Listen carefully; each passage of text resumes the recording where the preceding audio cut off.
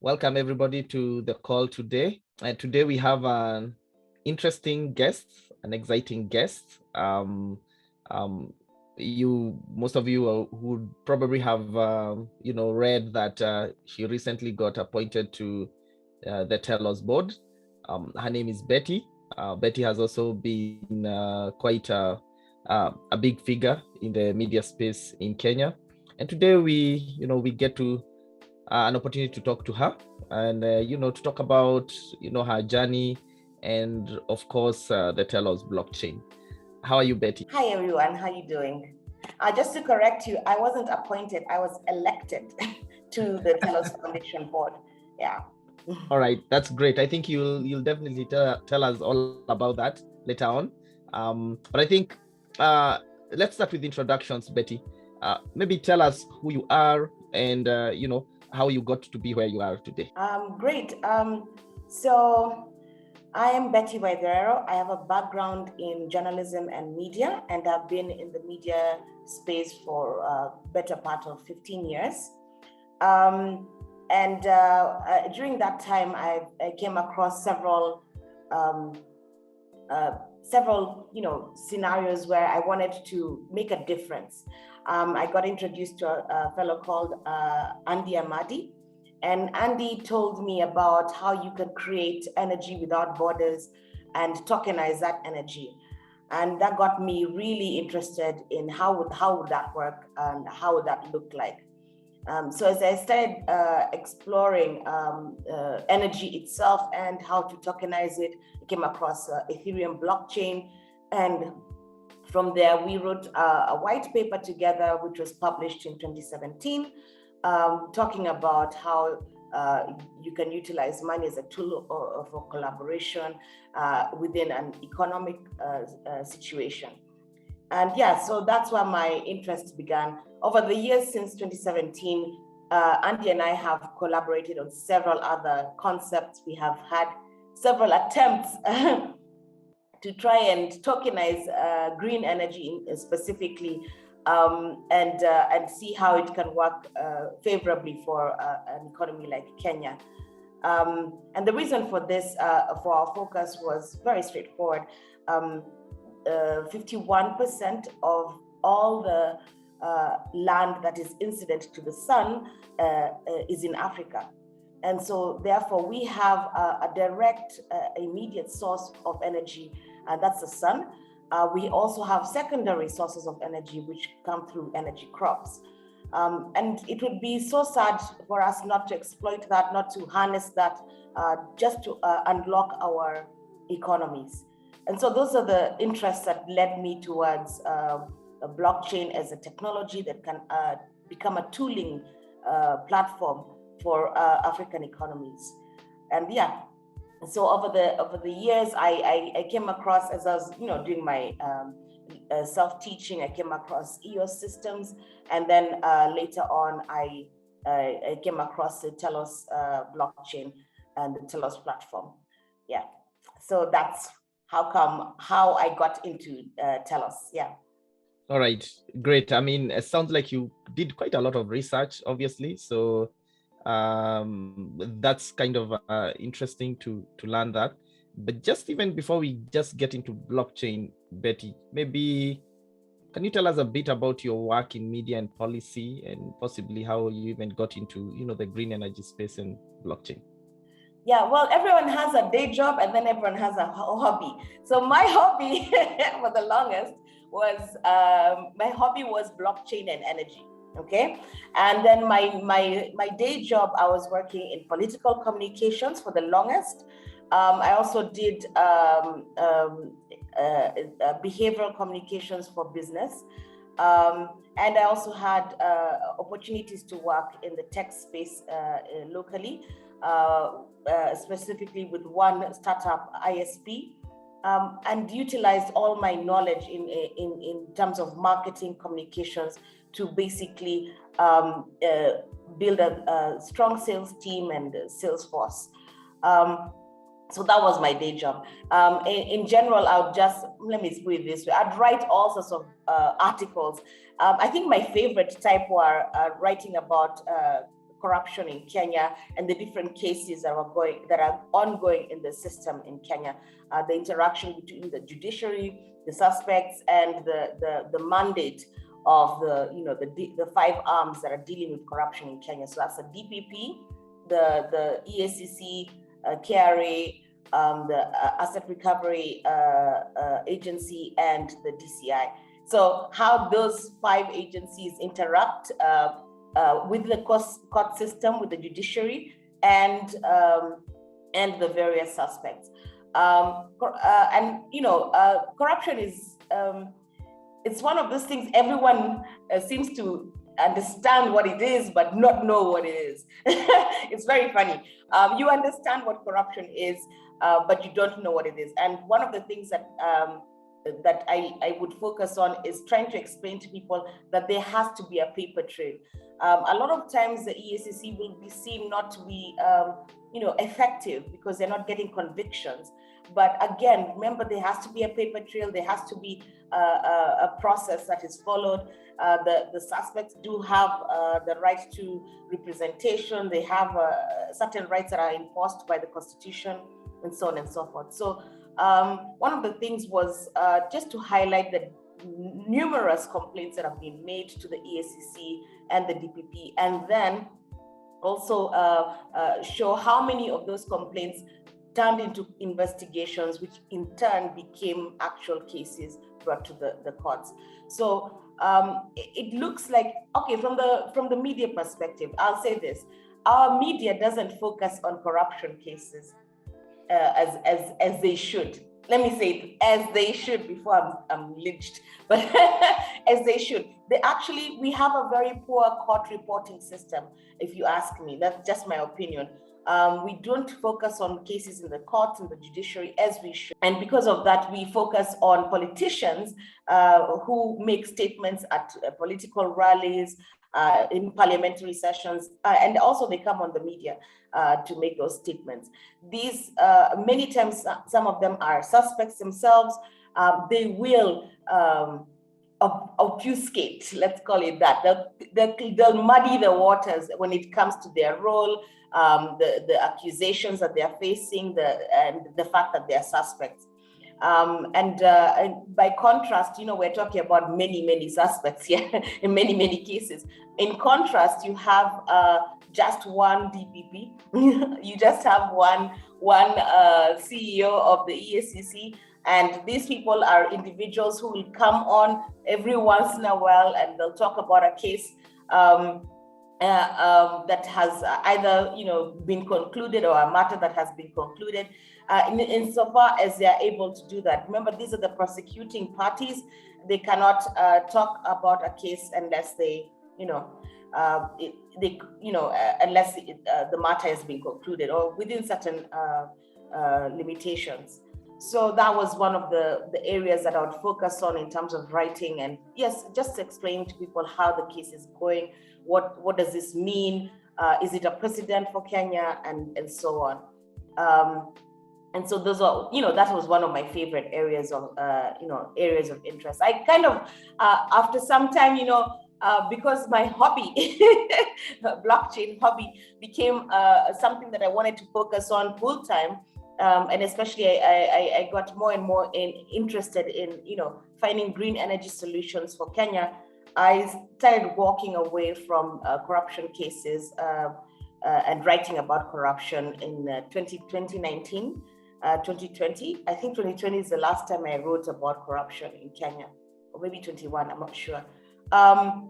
And just basically started focusing on green energy production. So in that time, I got the opportunity, I was honored to be elected to the board of a company called WECOL Limited. And WECOL is a green energy developer. Basically, they focus on biomass production, and they focus on this basically using energy crops.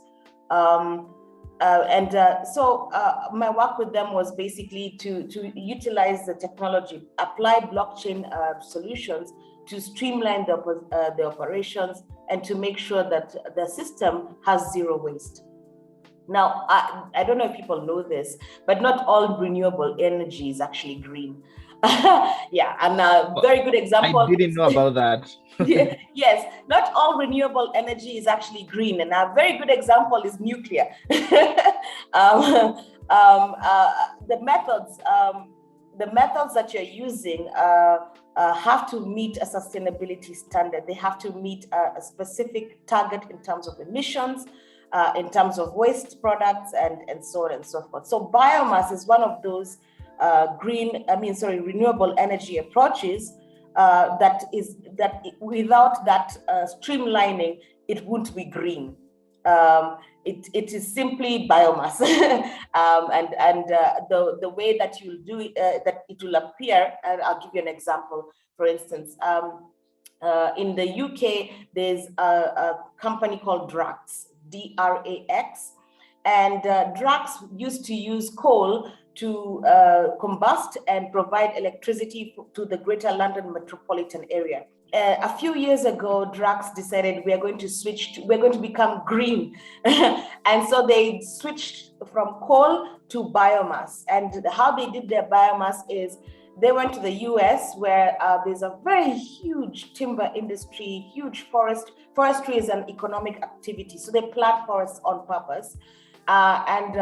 They went into the timber industry and they got the offshoots, the cuts that no one can use, turned them into pellets and shipped them in tons to the UK and combusted that to provide electricity for the Greater London metropolitan area.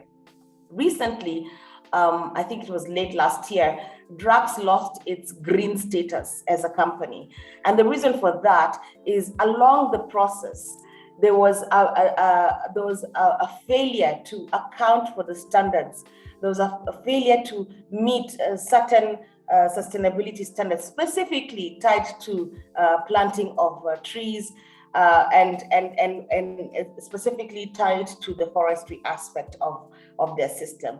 They are still using biomass to combust and to provide electricity. But they can no longer call themselves green. They are now just renewable. So that's the best example I can give that I can think of related to biomass. And so unlike solar, which is actually can be considered greener, but not absolutely green because of waste, electronic waste, but solar is a much greener renewable energy. And so this is the kind of research that I've been working on. Basically, how do I collect the data? How do I make sure that certain standards are met? Emissions, circular economy, and by circular I mean, if you're in biomass, are you planting trees? How can we confirm that? Where are these trees? Have they survived? And so on and so forth. And so my interest, basically bloomed from there. Technically, it was a very steep learning curve. I don't know if people have tried creating smart contracts, but let me tell you something, guys, it's not easy. It's the steepest learning curve I've ever gone through. And considering I don't have a background in programming, that was not easy. But to my credit, I still can't code. I still can't create a smart contract. However, I do know how they work.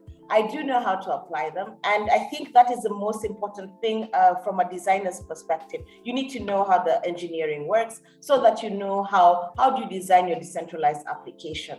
And so after all this research and self-teaching, mistakes, lots of pivoting from, changing your direction, how you're going to deal with your data, which is the easiest way to start. It finally came down to a decentralized application that is tracking electronic waste and the data tied to that. And so that is now I'm leading into what I'm doing right now. I'm setting up a startup. Actually, it's launched already, and we're entering a hackathon. I'll talk about that later. and the startup is called GreenTrace.io. GreenTrace, basically, like I mentioned, we track electronic waste and we use blockchain to manage processes. I feel very confident about my design, market mix, and so on and so forth. And yeah, if you want to donate, just let me know.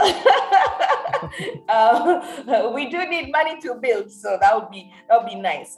So right now we're in the process of fundraising, and hence the hackathon. Great. I mean, yeah, thanks for that in-depth look at your background, obviously, Betty, what you're doing.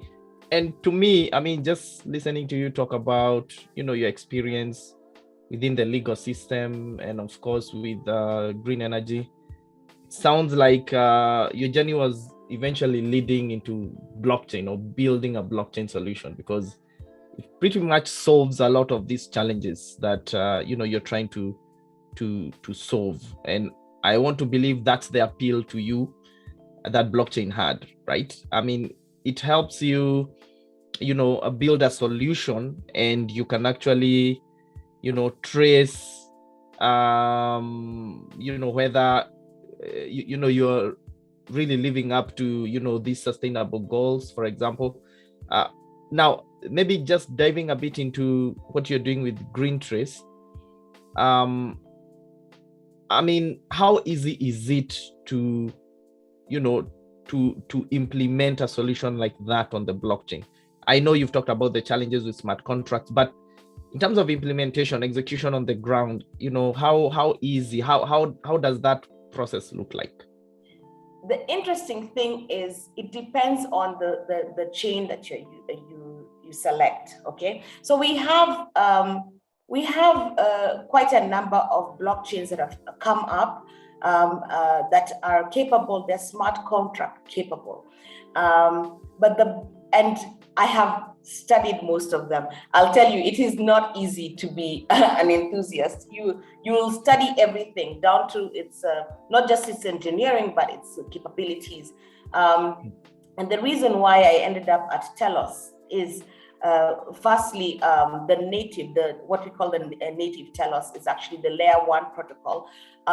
Telos at layer 1 protocol is capable of conducting transactions at 10,000 transactions per second. Now, I know that sounds amazing. Are you sure? Yes, we have tested it. It's been audited, and it's been on mainnet since 2018, if I'm not wrong. Yeah, 2018. So it's been live since 2018. It has never gone down, and transaction speeds on the native are at 10,000 transactions per second. And that makes it quite capable, especially in countries like Kenya, where we don't rely as heavily on the banking system as we used to. We are heavily reliant on mobile money and mobile financial solutions. And you would need something that is capable of transacting at such high speeds so that your entire financial system does not go down every time 100,000 people decide to send 100 bob at the same time.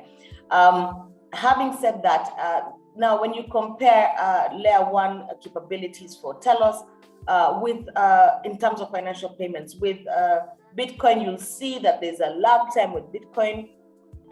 It's much slower. If you compare it with Solana, Solana makes a lot of claims. I'm not going to go down that road because they keep going down. That's another. I know a lot of people who are not going to be happy with that, but well, it's true though. It's true. It's been 2 weeks since the last time it was down. So I'm making a joke there. And also chains like Cardano require peer review, and that takes weeks in terms of, and so it's not completely not ideal for a place like Africa where you need the speed, you need the capabilities.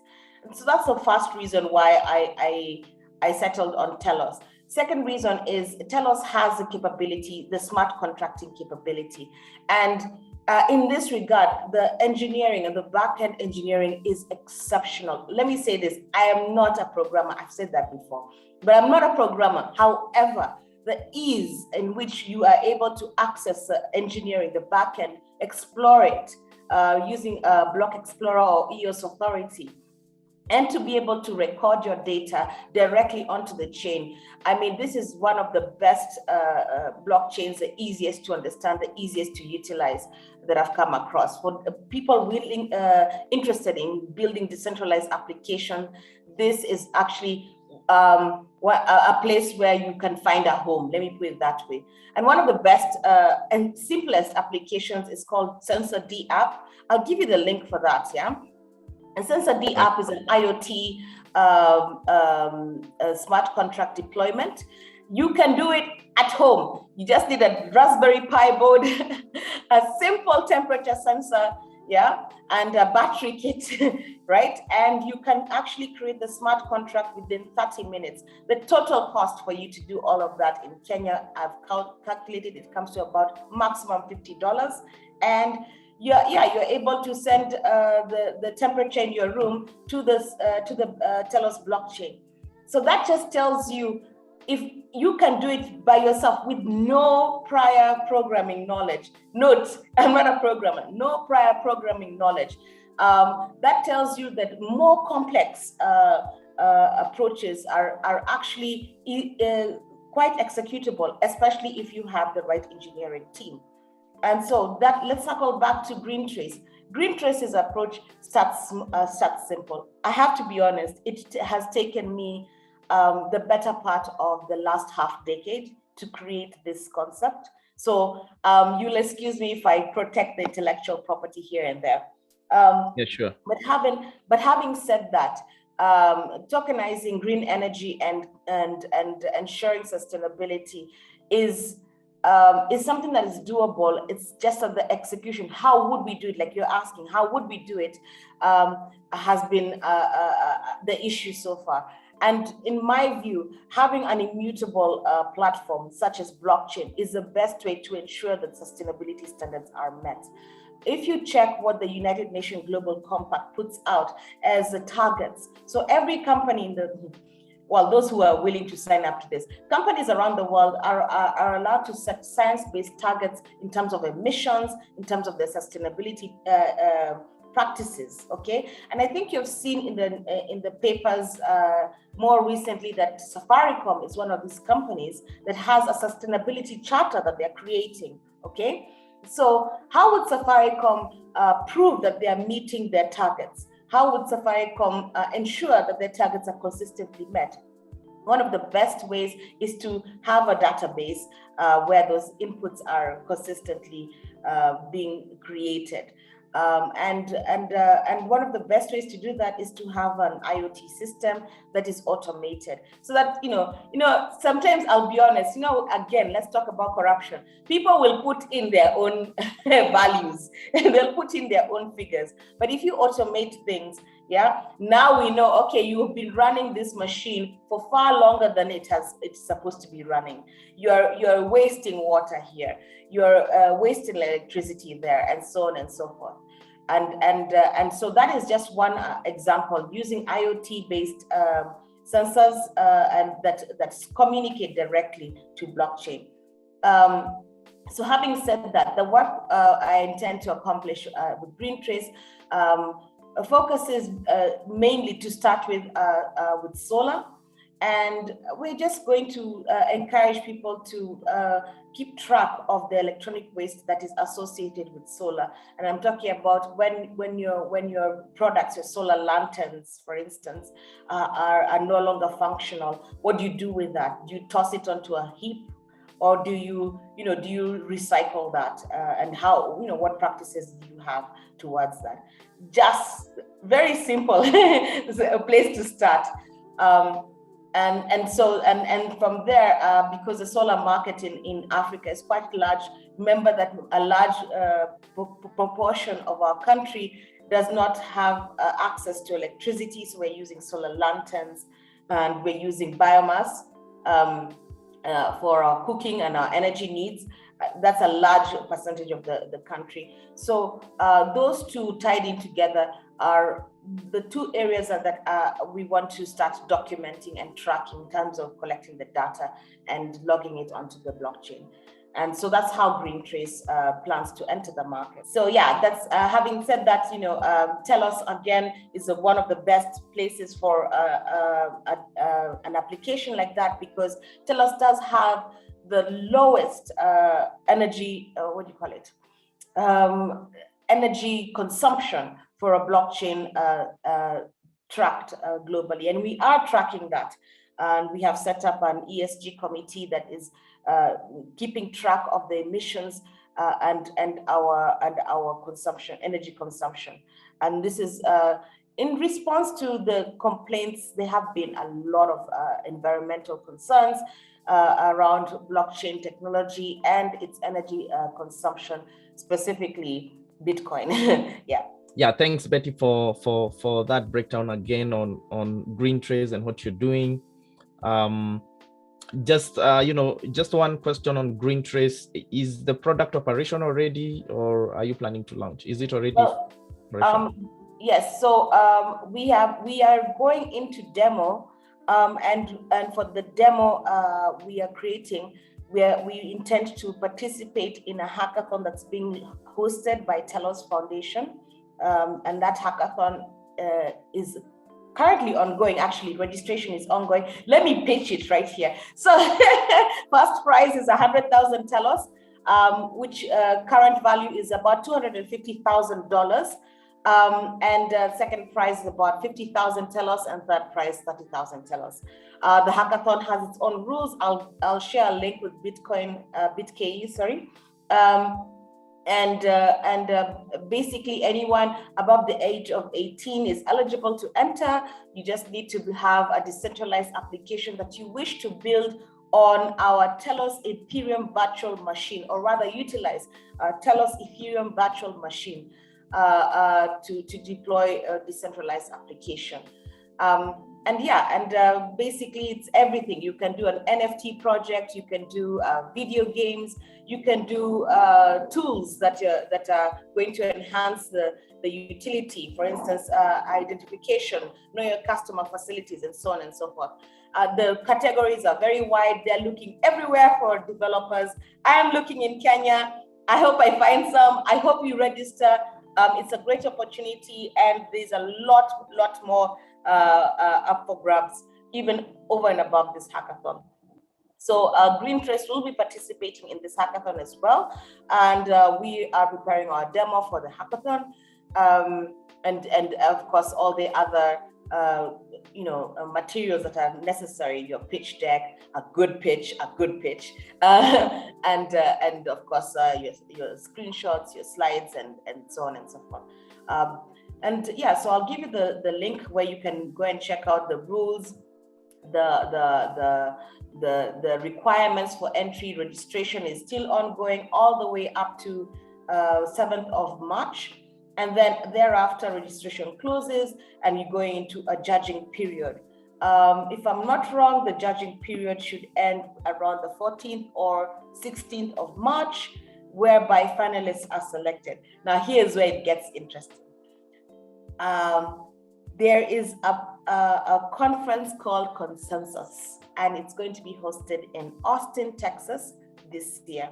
And finalists from the Telos Hackathon are going to be invited to Austin, Texas for the Consensus Conference. Telos is a tier 3 sponsor of the Consensus Conference, and rather we are one of the sponsors. Yeah, so we would be happy to have at least some of our finalists attend this particular conference. It will be in June. So again, motivation to enter this hackathon. And I have to say that your decentralized application doesn't have to be complicated. I think I mentioned that Sensor D app, you can do it in 30 minutes. So something like that. That solves something that, it gives a solution. Maybe it's just fun. It's a game, yeah. And just feel free to enter. We're looking for these developers to just basically find a way to build onto the Telos Ethereum virtual machine. Yeah. All right, great. I think, yes, thanks, Betty, for breaking that down. We'll have the links at the bottom of this video, obviously, for anyone who wants to join, for anyone who wants to learn about Telos, obviously for hopefully also for anyone who wants to build an application using Sensor ID. I think we can also have that link there. I personally want to try out and see if I can also build my own solution. Great. Betty, now moving on, which is obviously maybe the big news that we got recently. You recently got elected, not appointed, right, onto the Telos board. Tell us a bit about that. How did that come about? So the Telos Foundation and the Telos community are a decentralized autonomous organization, okay?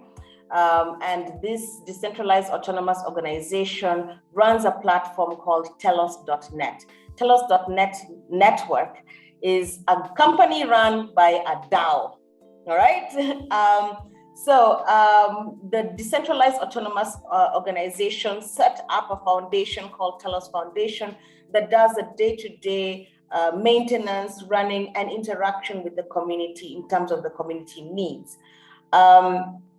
And in this regard, the foundation has, I wouldn't call them employees because if they are not, this is a legal issue, by the way. If they're not employees, they work for the Telos Foundation full-time as consulting contractors, okay? So yeah, that's how it's placed, yeah? But technically, yes, you can call them employees of the Telos Foundation, right? They're full-time contractors, there's some who are part-time. Over and above that foundation and its organizational structure sits a board that responds directly to the community's interests and the community's need. And so that board is in charge and responsible for funds that come from the community. And these funds are pulled pulled from the chain and housed under the board's mandate. Okay, so there's a Telos Foundation. They have their own little kitty of marketing and some funding. Yeah, but then there's a Telos Foundation board that houses the large majority of the foundation funds. Okay, and in that regard, the board members are highly responsible. We have to be very sensitive to what the community wants, the direction they want to go in, and so on and so forth. So in that regard, you have a rotational, or rather not rotational, but periods where different members of the community step up and take on the responsibility and the role of managing those funds, managing the governance of the foundation, and interacting with the community. And the period for electing these people from the community ended in January, on January 4th. So we did an election. Actually, we did campaigns for the better part of last year, last 3 months of last year. So from September all the way to December, people were out there talking about their position and why they're interested in this role, why they're interested in serving the decentralized autonomous community, and basically getting the word out that actually everyone should participate in this. Is very important. Around December 24th, a smart contract was sent out. Now, this is the interesting part, the engineering of this, yeah? We talk about governance in Kenya and we do elections, but our elections are very physical. They are not technically enhanced. Okay, well, biometrics, I suppose, but you're counting votes, yeah? And it's not automated. So, and of course, some votes are rescinded. You've seen that happening. An election goes through, there's a dispute over the vote counting, and it goes to court if you're lucky. If you're unlucky, it's rescinded right there by the IEBC and so on. So with the Telos Foundation, what we did is there's a smart contract that has been created, and this smart contract is self-executing, okay? And it has its own timeline. It will self-execute. That smart contract allows people who are interested in the position of board member to register themselves, okay? Or rather nominate, they can nominate themselves, or they are nominated to that smart contract, and their wallet is registered on that smart contract. And then during the election period, the smart contract runs for 12 days consecutively, during which time any person within the community can actually vote for whoever they want. And what you do is, how much Telos do you have? I have 1 million Telos. I'm going to give Betty 1 million. So the idea is, yeah, gather as many votes as possible. All right. And so that during that 12-day period, you are allowed to keep campaigning. That's a little bit different. We're going to change those laws, kidogo, but you're allowed to keep campaigning because of the length. Yeah, it's a marathon, not a sprint. But technically, you shouldn't be campaigning during an election when the voting is ongoing. Yeah, and so the 12-day period ends, and at the end of those 12 days, whatever votes have been tallied, which are being tallied live, you can actually see the vote counting live. Whatever votes have been tallied, as they remain, the smart contract ends, and those people are automatically voted. They are automatically elected to the board. There's no disputing. You can't dispute. We all saw how it worked. Yeah, there's no disputing. And once they're elected to the board, that smart contract executes the rights for each board member to make decisions on behalf of the community. Now that's interesting, because those wallets that represent the board members are the only wallets that are recognized by the blockchain to execute and release funds. All right? That is automatic. Now you see, this is how we should do things in Kenya. This is how we should do things. I agree. Yeah, only those wallets are allowed to release funds, so that we know, okay, when money goes missing, we know it's you. We know. Yeah. So and anyway, it's public knowledge and information. Yeah. Yes. So that is basically part of Telos's core identity, the governance of onto blockchain. And the applications that we're using are called Telos Decide. You can find that on the telos.net. I'll give you all these links at telos.net. If you go under governance, you'll see, you'll learn about telos.decide. The application, the decentralized app we used is called Decide Voter. It's been built by one of our organizations that partners with the foundation. And basically, like I've explained, it allows us to demonstrate that actually blockchain can be utilized in the political sphere to run elections and to make sure that those elections are as transparent as possible. And how transparent? Well, basically, I know who voted for me and I know who didn't. I know which wallets did what, you know, and that to me is fantastic. So you're not being lied to. you know who are your allies and who support you and who agree with you and who agrees with somebody else. But ultimately, when 9 people are voted to the board, we all have similar interests and values at heart. We all have the interests of the decentralized autonomous organization at heart. We all have the interests of the community at heart. So in that regard, I'm very pleased to have been elected. I'm very honored to serve and looking forward to this tenure. All right. Again, yes, congratulations on that, Betty.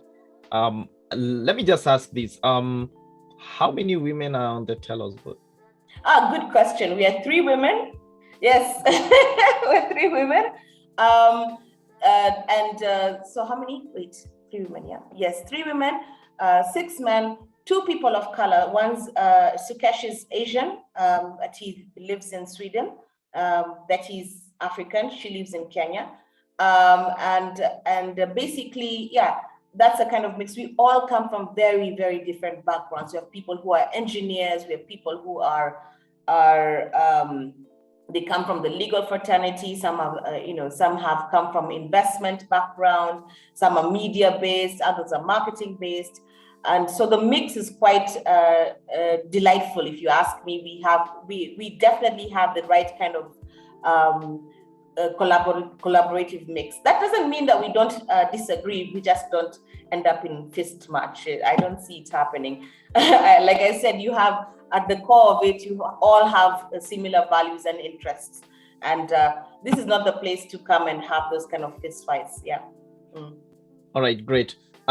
So as a board member, how long is your tenure before the next, board? This is also a very good question. Originally, the smart contract that was executing the election, I told you it's automated, yeah? So originally, the smart contract was set at 1 year, but this is before we have created the bylaws. I want to remind you that Telos blockchain is quite young and went mainnet in 2018. And so since 2018 to 2022, we have been basically building the network, the platform, the technical. We've been focused on the technical, even as we're building the community. So the previous board was not even I don't know how to put it. It wasn't perfectly constituted according to our bylaws. So we are now, as a new board, creating the bylaws, basically structuring how exactly this board runs and how it looks in terms of representation, its responsibilities, its mandate, where can it reach and where can it not reach, yeah? So in that regard, the current tenure is being set at 2 years. And then of course there are certain, limitations in terms of how many times can a board member run for the election, and so on and so forth. So once that has been passed by the board, once the new bylaws have been passed, recommended, we recommend, the board brings it to the community. The community says, okay, yeah, we like this, we don't like that. We do the adjustments, come back, pass it, and then those new laws are coded into the smart contracting facilities. And I think there'll be a backdating, so backdate the yeah, to set it off. And whether I like it or not, 2 years from now, on this particular day, an election will occur. If I don't want to run, I don't, I don't apply for that election. If I want to run, I apply, and so on. So, and that also allows for greater transparency. We have a situation, Kenya works like that, by the way. In our constitution, the election must be on this date after every 5 years, yeah? But right. Other countries don't work like that. Other countries, the election date is declared, and that creates a lot of confusion because you see, the incumbent can easily change the date, yeah? So the Telos doesn't even wait for the constitution to say it's on this date. It's now automated. Upende or sipende, there'll be an election. Yeah. So that's one of the things that I really appreciate about the governance structure. Yeah. All right, great. Thanks for that, Betty. Now I know then, I know as a board member, it comes with a lot of responsibilities now. And maybe you can spend a few minutes discussing your role as a board member, especially when you look at the continent of Africa. Now that you are the only board member there, the first one, I want to believe, and a woman of color, how will you use, this position and this tenure maybe to advance blockchain adoption, across the continent? Okay, that's a very good question. In totality, Telos blockchain has an interest and a goal to enhance their presence in several parts of the world. And part of my campaign position was that Telos is absolutely ideal for a continent like Africa, where we have serious challenges with cross-border payments and settlement systems.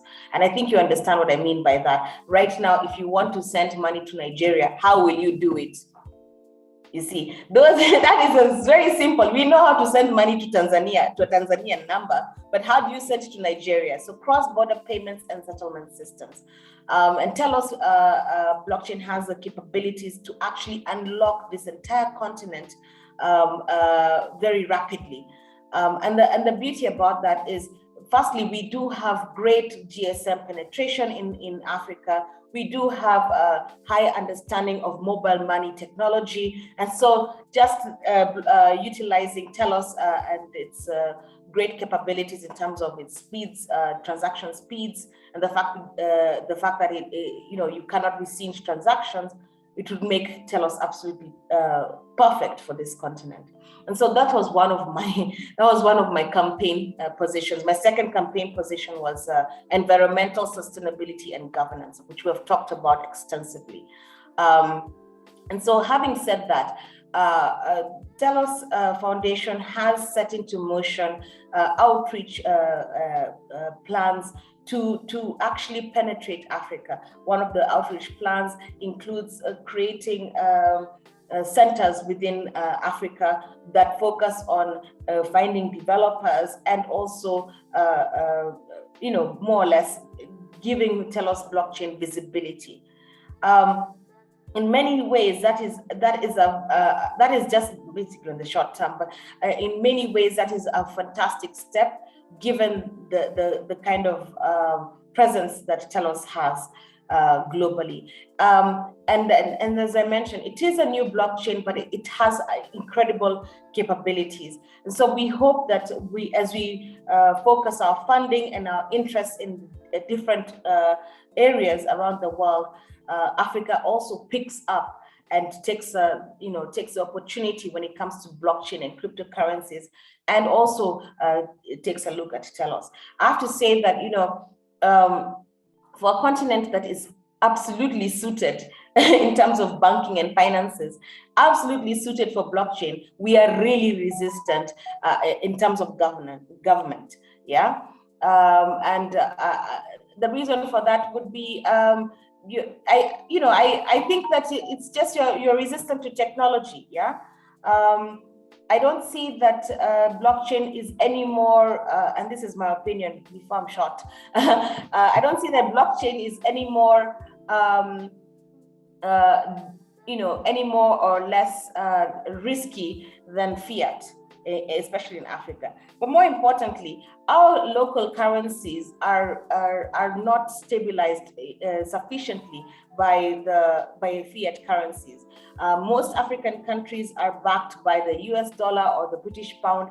Every time something happens to those currencies, our own currency faces inflation, and it just depreciates. So I thought, and it's my strong opinion that it's a good opportunity to switch to crypto, at least to back your currencies, just like how El Salvador has a crypto reserve as we speak, and is stabilizing its own local economy.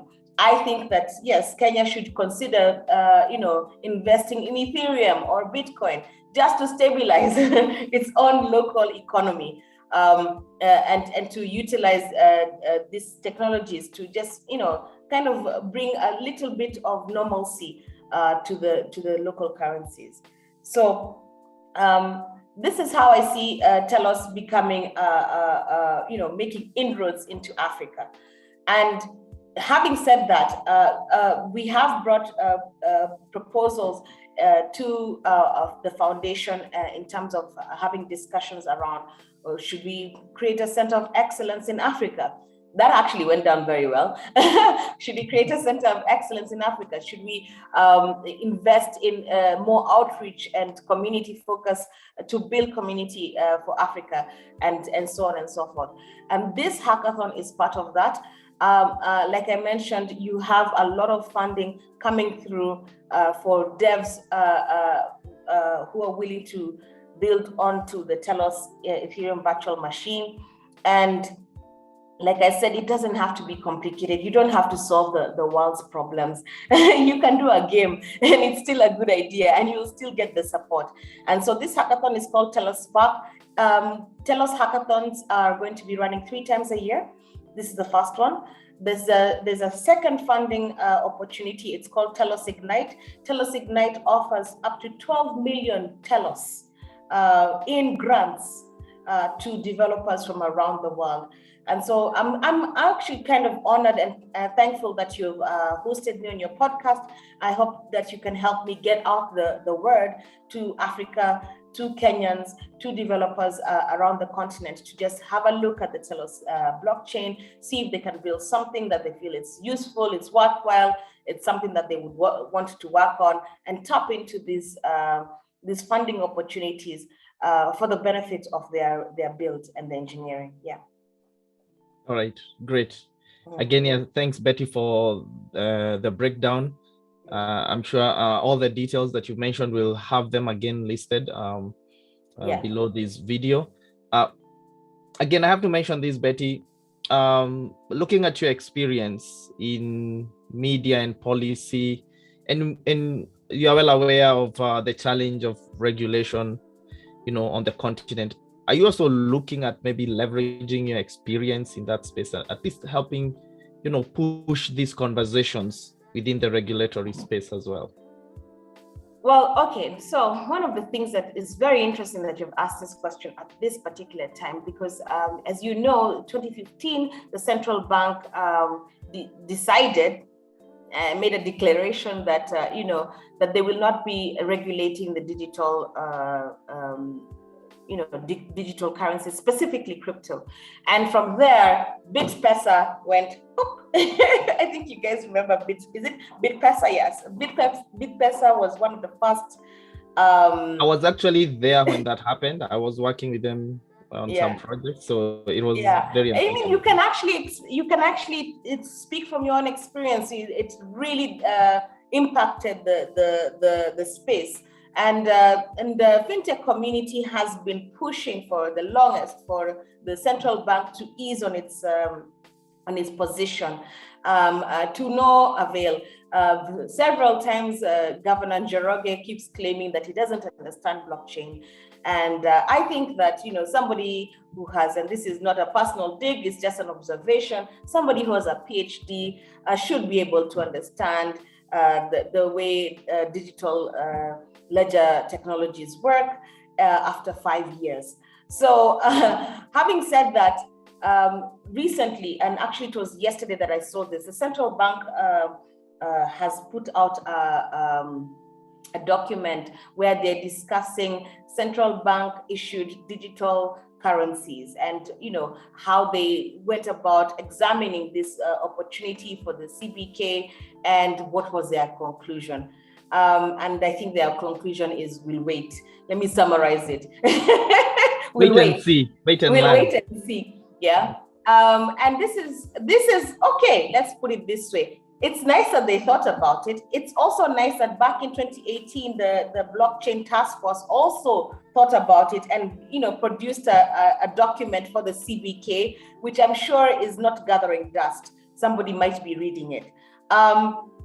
But so far, it has taken them, and this is the part I get really frustrated. It has taken them from 2018 to now. That is now almost 6 years to understand technology, despite being given a whole document that explains what the technology is. That is, and then you have taken this long to understand the CBDCs, despite you yourselves investigating it. I think then now you're trying to tell us softly that you're not capable or competent enough to be regulating this. Yeah. Okay. Now we should be given the opportunity to explore other avenues. If you are incapable of regulating it after 6 years, after all the documentation and even your own research, if you can't actually understand what you are researching, if you can't actually make recommendations on the work you're actually doing yourself, it's not me who's telling you, it's you're doing it, then maybe you are not in the right position to be regulating it. And maybe, and this is how I feel, the real contribution should come from an external party, a different party, being given the right to regulate cryptocurrency and digital technology in Kenya. I think that the CBK has told us in many flowery words, they just don't have the capacity to be regulating this. And I think that, they should step away from that job and they should stop blocking it. And the reason, and if you're in the fintech space, you understand the reason why regulation is absolutely important. Firstly, it will get rid of all this scamming. Yeah, I think everyone remembers Nuru coin. It will get rid of all this scamming. You know what? What can you do with Nuru coin? You can't take him to court. It's not regulated. Which law did he break? You see, yeah. So it will get rid of Nuru coins, zebra coins, and also, and then again, because it's regulated, you can tax it. Now you can do what they're doing in Sweden, in Sweden and in Germany. I think in Sweden and in Germany, and in the UK, they tax crypto. Here you are looking for taxes and you don't want these taxes, yeah? So they tax crypto, okay? So that is a plus for KRA. I hope KRA watches this. You should get into this mix, yeah? Come up with a crypto service tax and tell CBK we are accepting these taxes, and that will actually create the regulation that you need. The last thing that I say about regulation is that it will actually open up decentralized banking, and we get rid of the predatory lending practices that are going on in Kenya. We get rid of these banks that have severe cybersecurity challenges, and they know themselves. Others that are not compliant, and they know themselves. There's constantly reports about non-compliance from certain banks in this country. We are going to get rid of all these crooks in suits and have decentralized banking that is immutable, that can actually benefit the greater population and is not predatory. And then the most important part is we can actually have insurance, health insurance. Okay, we can actually have insurance. We can actually improve entire sectors, healthcare, for instance. Motor vehicles, for instance, yeah. And so those are all the benefits that I see. So I would say, in a nutshell, what my contribution to the regulatory discussion would be is, KRA, can you get into this? KRA, you should actually come up with a policy. That is the fastest way to solve this problem. KRA, come up with a policy, regulate and tax crypto, okay? Apparently, I read the other day that there are 4 million crypto wallets in Kenya. Imagine, KRA, you're not getting that money. No. Apply a crypto tax. This is the fastest way to regulate. Yeah. Don't wait for the CBK. Don't wait for the CAK. These guys have told us over and over again, they don't know what they're doing. But you guys know how to collect taxes. You know what you're doing. That's the fastest way, I think, that we can regulate this. And I hope that countries around the world repeat this. Don't wait for the central bank. Tell your revenue collecting authority to regulate and tax it. And that's it. That's it. And everything would be organized around that taxation law. And that's the fastest way to do it. That's my contribution, because I think that in the fintech community, and you can attest to this, you will find that the barriers are just they are refusing to listen. You get it? They're doing their own research and they're refusing to listen to their own research. So we don't want to fight. We want to trade. We want to send crypto to our people in shags. That's what we want to do. Yeah. I mean, Betty, I've had some people argue that yes, it's good to talk about regulators and tell them what to do.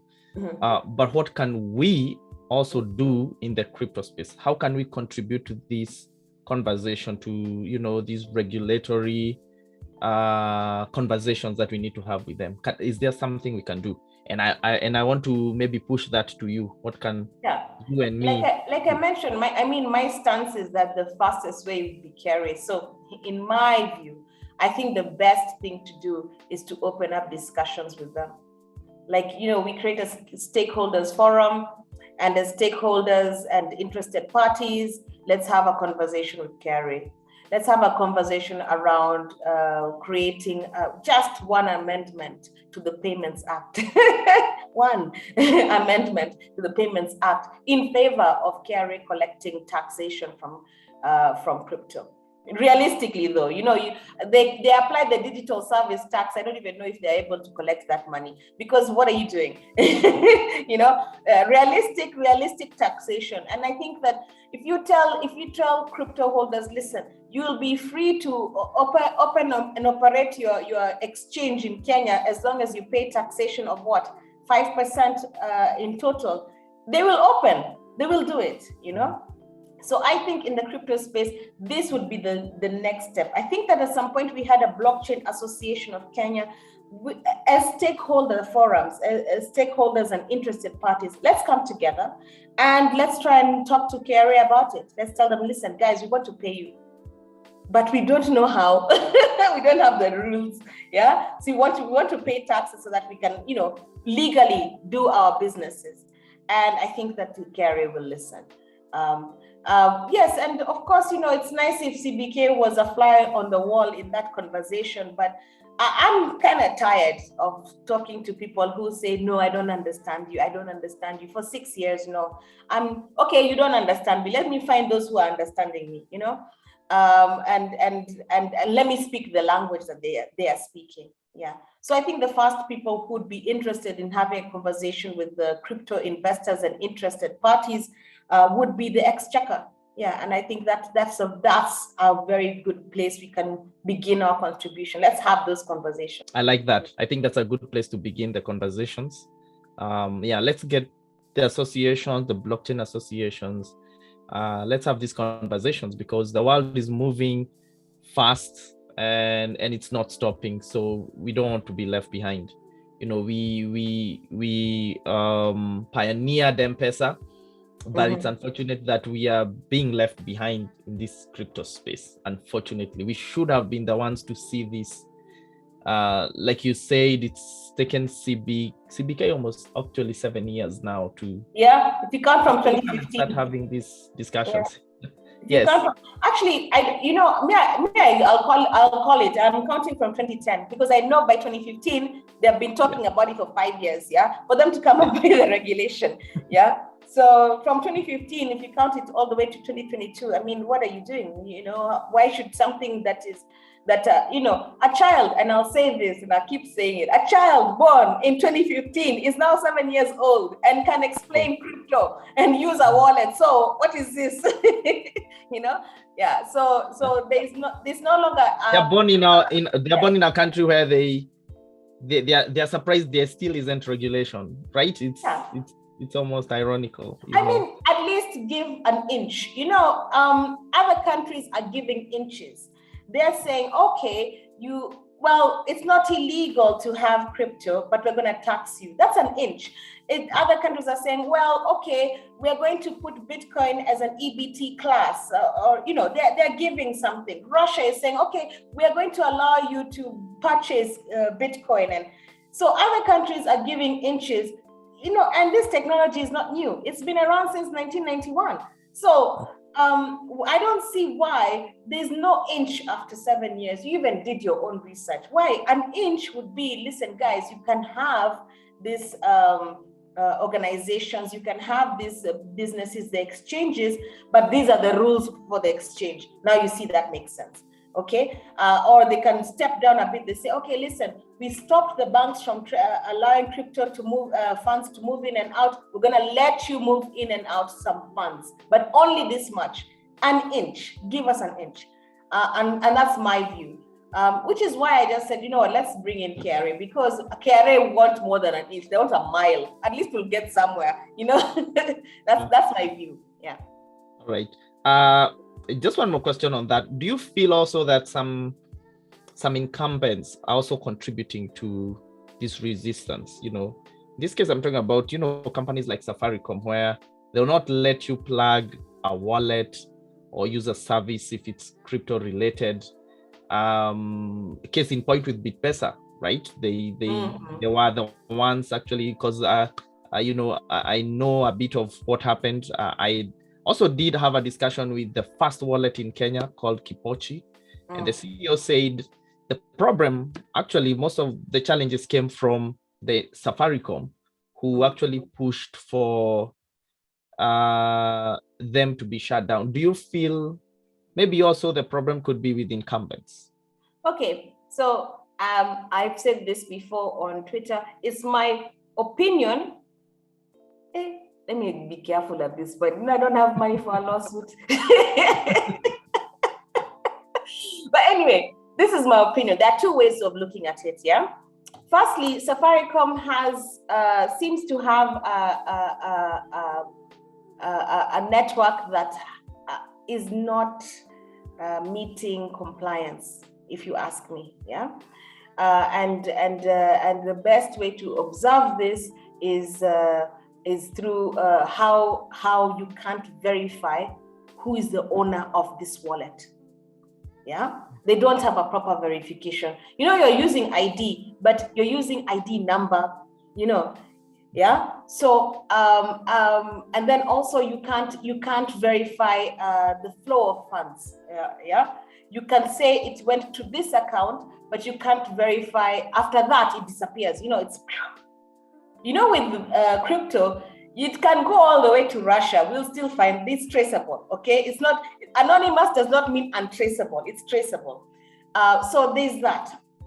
Having said that about the platform, of course, a corporate will protect its interests, and that's what we call monopoly behavior. And so they'll crush newcomers to the market that are proving themselves to be quite capable of capturing the market. In fact, I am surprised Flutterwave is making inroads, because I thought they'd be crashed by now. But yeah, they're making inroads. So having said that, yes, I do agree that Safaricom to a certain extent will try and crush competitors, will prevent plugins or connections to wallets that are seemingly can compete with them. But and then the other aspect is, of course, as we have discussed, the CBK's role, the CAK's role, and the banking policies, the regulatory policies only allow for M-Pesa to behave in certain manners. That's the Payments Act. Yeah. Now let's move away from that. Yeah. All of us have an addiction to M-Pesa. Let's admit it. All of us. Why do you have to tie it to M-Pesa? You're all addicted. Okay, leave M-Pesa alone. If it's not, move away. Yeah, we are. That we create. We have to create. Yeah. This is your monster. This is your monster. You're complaining that this thing is not working to my benefit. Of course it's not. Of course it's not. Yeah. It's an addiction. So having said that, we need to wean ourselves off the M-Pesa addiction. And this is why I got excited when Flutterwave entered the market and all these other alternatives. I hope they gain momentum. I hope that they're not crushed too soon. And having said that, I mean, we need to understand, we need to believe and understand that they are alternative fintech. There is an alternative fintech. There's PesaLink, it's cheaper. There's other stuff out there, yeah, that works just as well as M-Pesa, that is just as widely acceptable, yeah, and that interfaces with your banking facilities. And you can use it. So wean yourself from the addiction, and things will work out. The one challenge that crypto has is the fiat crypto interface. Okay, where basically you cannot. You receive Bitcoin. Okay, then where do I cash this into dollars or shillings that I can use to buy bread, milk, and so on? That is a very big challenge, and that's where the banks would have come in terms of moving accounts. But since now they have been told stay away from that, what we need And we give somebody an idea for this hackathon. What we need is a fiat interface that interfaces with Telos blockchain. And if you can build it within the next 30 days, you might win that first prize. I swear to God. Yeah. But specifically for Kenya, it can work very well. How you'd get past the regulations, don't worry, fast build it. Fast build it. And I think that's the biggest challenge that crypto has. That's the biggest challenge that Kenyans have. You are made reliant on this one facility, this one fintech. Firstly, because you don't know about the other fintech. Number two, because you're addicted to this one. Yeah. And number three, this one has very protective market practices, and it's also protected within the Payments Act in the way it's created. Yeah. So if you try and do something that's alternative to M-Pesa, you might find that you're coming up against the law. Yeah, thank you for those insights. I totally agree with you, Betty, on that.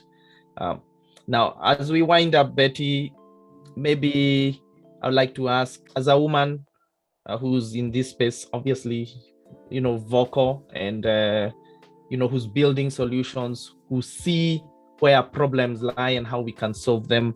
What advice would you give maybe to fellow women in technology, in blockchain, but at the same time also to other entrepreneurs on the continent?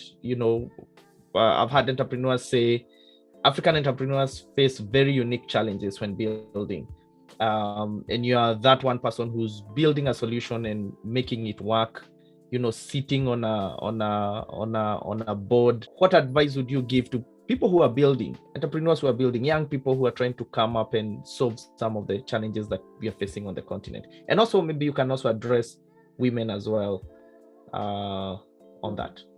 Okay, so I'll say that yeah, you're right that African entrepreneurs and developers face unique challenges, and some of them are very simple. You do have a laptop that has the capabilities to build the kind of thing that you want to build.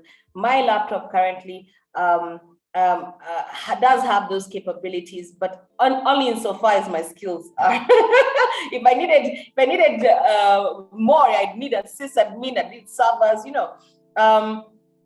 So those are some of the challenges. Where do you get the resources?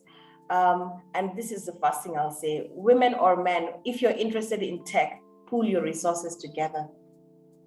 Okay? Pool your resources together. This one has a good phone, that one has a laptop, and that one has Wi-Fi. Pull your resources together, build together. Okay? You don't have to agree all the time. Yeah? But you are agreeing on how much time you can each spend on that laptop or on that, on that device or using that Wi-Fi. Pull your resources together. That's the first thing. When you work together, your ideas become easier to develop in the sense that you don't make as many mistakes. You don't have to learn everything on your own. Somebody can teach you. You teach me what you know, I teach you what I know. That's the first thing. Second thing is, forget about your gender. Online, online, nobody knows that you're male or female coder. What they're looking for is, do you have these skills? So the second thing is, please gain those skills. There are so many free courses online. Gain them. YouTube is a fantastic place to start. It is in fact, let me tell you where you start. You start with command line, okay? 5-minute tutorials that you can listen to or watch while on your way to work or in the matatu, okay? Download those YouTube videos, teach yourself. And then go to Coursera.org. You have all this. BitK has the opportunity to share all these platforms that teach all these various skills. And the last thing is, you must commit yourself, honestly speaking. Learning, self-teaching is hard. I should know. It's hard, yeah. But commit yourself. You commit yourself. You say, okay, 1 hour daily, or 1 hour 4 days a week. So those are 4 hours per week. I'm going to clock them. I'm going to make sure I do it. Okay. Now, when you're talking about funding, let me tell you something that I've learned. You see all these hackathons that are offering maybe $10,000. They're offering maybe, like now we are offering $250,000 worth of Telos first prize. Yeah, imagine, just enter them. I'll tell you this: even if your demo is not any good, yeah, the number of venture capitalists and investors who watch out for devs for the next great idea in these hackathons are unbelievable. This is where your idea is picked up. And this works much faster, much better than an accelerator. Not to say that an accelerator can't work, it will, but the hackathons work very, very well. I'm letting you know. Okay, you'll watch me do it. But anyway, they work very, very well. In terms of the number of eyes on your project, on what you're doing. And that's the most important thing. You see, everyone knows that you don't have the resources to build it to perfection. Everyone knows that, okay? But since they know that you don't have the resources, they want to see how you visualize your idea. So that's the other thing. You don't need to have $100,000 so that you start building. You know what? Have your slides, your PowerPoint presentation, and then you can even do a dummy, what is it called?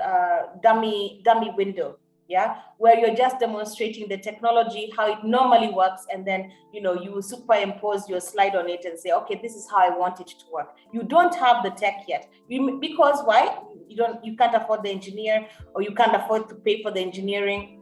Doesn't matter. Enter the hackathon, present your concept, and do the best you can. Work on your source code. Do the best you can. So over and above that, you need to open up your mind. I'd say crypto is one of the best spaces. There's a lot of funding just floating around in crypto. It's a very strange thing. There's a lot of grants just floating around in crypto, but the grants are in crypto. So you're not going to be given thousands of dollars in dollars. You're going to be given thousands of dollars in crypto. Imagine, take that. You'd rather take that, because within those ecosystems, that's exchangeable. That's the truth. It's exchangeable. Somebody will accept Telos to work for you. Somebody will accept Telos to engineer something for you, and that's still valuable. I think those are the ways I can encourage people, and not just women. I mean, there's nothing stopping your brain, or whether you're male or female, from building. And there's nothing preventing you from accessing the internet to learn how to build something. The last thing I'll say is, if you are an entrepreneur, you have no engineering skills or even interest in engineering, but you do have a very good concept. There are some startup accelerators that allow people who have no background in tech to get into to the accelerator, learn something, and thereafter build. So there are different layers of accelerators. There's the one where you know nothing. One of them is called Startup Boost. I'll give you all those links. The other one is you know something, but you don't have the money to execute it. It's called Startup Chile. And then there's the one where you know something, you have executed, you even have a demo, but now you need to meet the investors. That one is called Y Combinator. Okay, so now you decide, okay, at what level am I? I'm at 0. Okay, let me go to Startup Boost. Let me learn how to actually pitch, how to build a business, how to make it work, create the marketing mix and etc. and customer and profiles and what have you.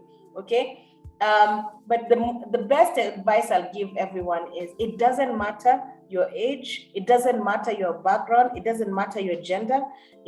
If you really want to do this, imagine the resources are there, and most of these resources are free. They're free online, no, not free in general, free online. You can actually go for it. Don't let anything stop you. Some of the solutions you might not have worked 10 years ago. So if you had an idea 10 years ago that was really, really good, but the tech had not caught up, imagine, go back and examine that idea. Has the technology caught up? to this, and so on. And then also, of course, not everything has to be fintech, like my energy thing is not really fintech. Even though it has a fintech component in it, it's not really fintech. Not everything has to be fintech. And not everything has to be, you can even build things for fun, like the games. Do it for fun. It doesn't have to have profitability attached to it.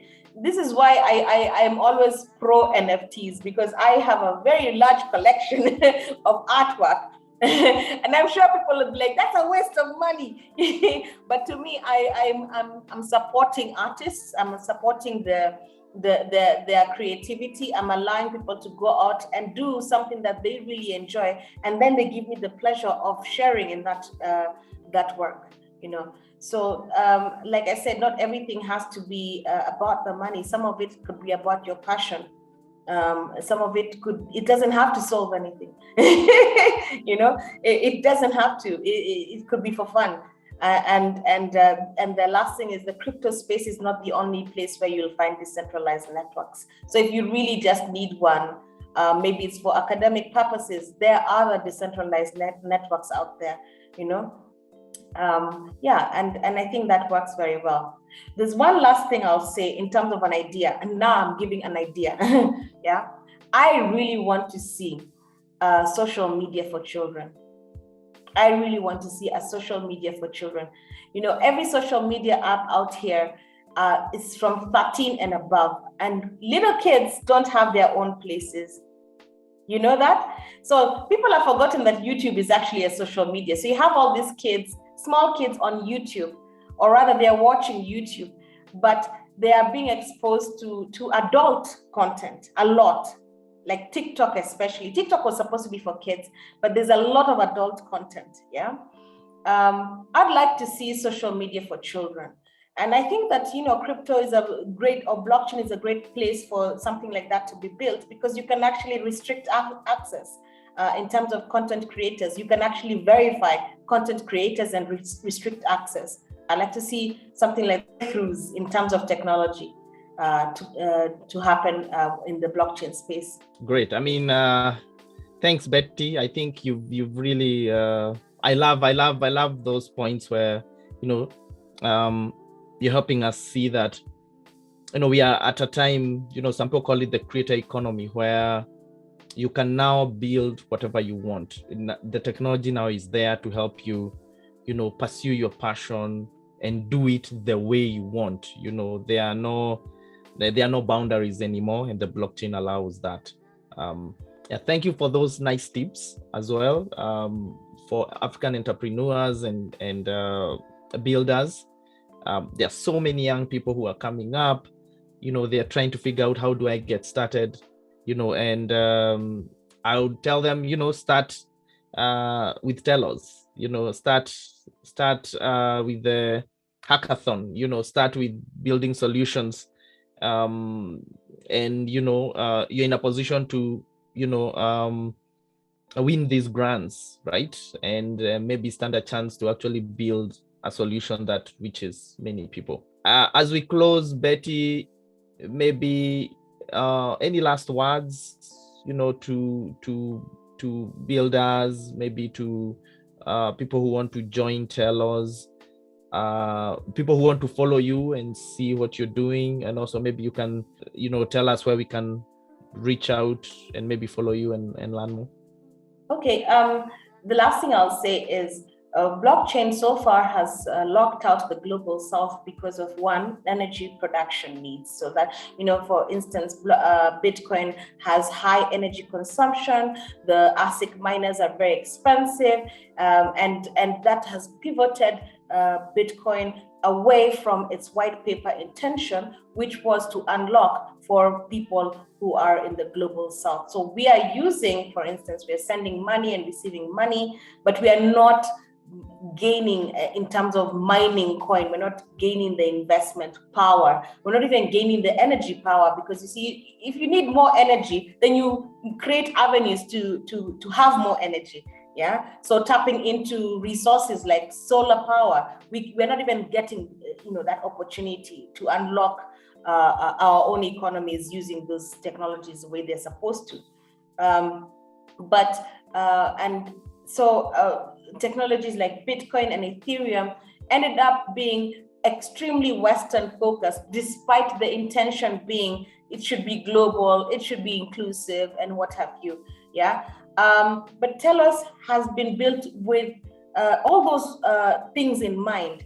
And one of the things that I'll say, Telos is built with poor people in mind. It costs almost nothing to send Telos from one person to another. You can do it on the Telos native for, it's very little. It's like 0.09 of a Telos. I think that's maybe 10 shillings at most right now. At most, at most, yeah. And over and above that, you have the Ethereum virtual machine, which means that you can do a lot more by building onto that smart contracting facility. It means that you can create, like I said, you can create insurance, you can create agreements, deeds. It's all sorts of businesses can run on top of that. And I think that for Africa, for the global South, it's about time that we open our minds up to how do we create online businesses. It doesn't, we shouldn't always be opening up butcheries and liquor stores, guys. Guys. Yeah, you have money for a butchery, just buy a phone and get some Telos. Yeah, let's build your online business. So like expand your thinking in terms of what can I actually offer online? And it's not just financial services. So that smart contracting facility allows for so many different approaches to business, and insurance is one of the best examples. I mean, of course, insurance does have a financial aspect to it, but enacting insurance policies, yeah, I'll tell you why they don't work out in Kenya. I'm sorry, I'm going to take a little bit of time on this, yeah. You pay for your insurance. Let's say your insurance is called Betty B insurance, and you go to Nairobi hospital, you're sick. And then Nairobi hospital treats you, but in the process of treating you, they inflate. Let me not say that. Let me not say Nairobi hospital. Let me call it Uwanja hospital. Being careful here. Yeah, I see. In Uwanja hospital, they treat you, and then they also add things like the doctor makes recommendations that really don't follow through with what disease he has diagnosed you with. So for instance, you have diabetes and the guy is saying you need anesthesia for what, and so on and so forth. So when you're doing insurance on a blockchain platform with a smart, like an EVM, your insurance company has loaded your contract onto that, your policy onto that platform. It has restricted, certain procedures, because you said you don't have diabetes. So why are you getting diabetes insulin shots? You get it, for instance, yeah? Okay, so, and then on top of that, the healthcare facility has to load the decisions from the doctor, okay? Insulin shot, gauze, anesthesia, and because they have loaded it onto that, the contract, if the doctor is inflating the procedures or the bill, in the course of treating you, the contract will not execute. This allows the insurer to check the data. It allows the facility to confirm what it's doing, and it reduces those kinds of corruption. It's a form of corruption to inflate a patient's bill, and then also that makes sure that your premium is standardized, that you're not paying higher premiums because, last year you said that you had no diabetes and then you're treated for diabetes.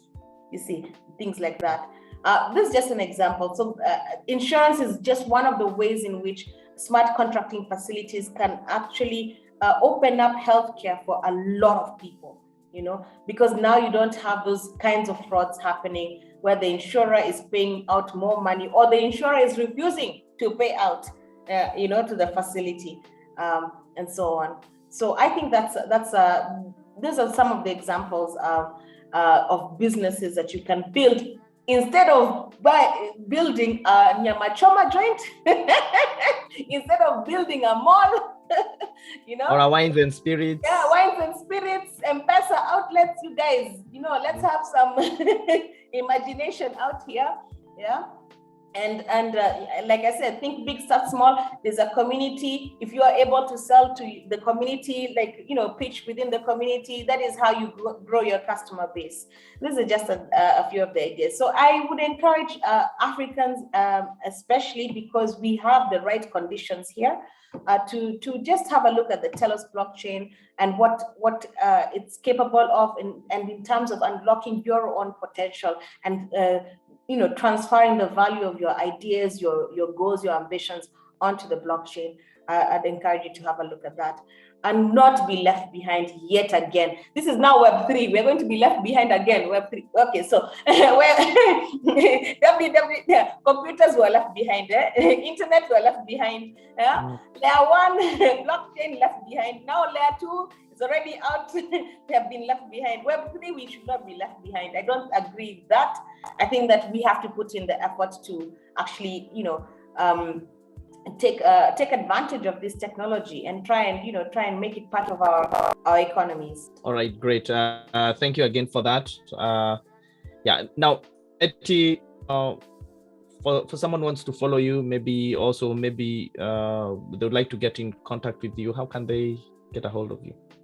Okay, so on Twitter, I think that BitKE can share my handle. My Twitter handle is @doitbetty, and it's written there, green energy tokenized. That's a place where you can find me the fastest. Other than that, I think that if you really want to reach out to me, you can reach out to me at betty.waitherero@telosfoundation.io, and BitKE will actually share that particular email address in case you have anything that you want to reach out to me, concerning the foundation, concerning Telos blockchain. But over and above that, I'm online on Twitter, and at the foundation, I'm usually there. You can also follow at Hello Telos. In case you can't reach me, Hello Telos can reach out to me directly. Hello Telos on Twitter is the foundation handle, and they are very responsive. Yeah. All right. So Betty, I can't thank you enough. We've had a long chat, almost 2 hours. We could almost go on. There's so much we can learn from you, from your years of experience, from obviously your knowledge in the blockchain space, how to solve solutions, and also lessons or advice for entrepreneurs. Thank you so much, Betty, for joining us. Thank you for taking the time. I know you're busy as a board member. I know you have a lot of work and assignments, but just thank you for just taking the time to talk to us. Yes, you're welcome. And the last thing I wanted to say is sometimes you'll try something and fail. Don't be afraid of failure. I failed many times on this journey, on the blockchain journey. And so don't be afraid of failure. Failure is part of the process. Yeah. Again, thank you for that, last point. Thank you, Betty.